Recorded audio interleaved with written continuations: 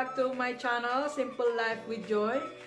Before anything else, I would just like to say thank you to all people who watch my videos, who subscribe my channel too. Okay, thank you so much for everything. And today, we would like to share with you how to make a chicken macaroni salad. So it's better to make it today and then good for tomorrow, because tomorrow is a new year. Alright, so let's start.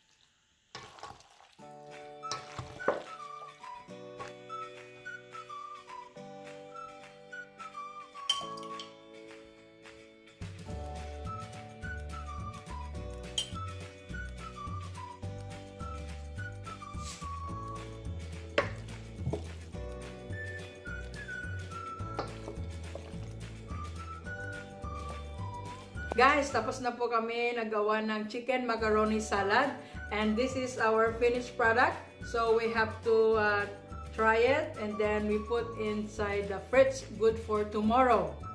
Okay, we'll try it. Guys, tikman time. Harap.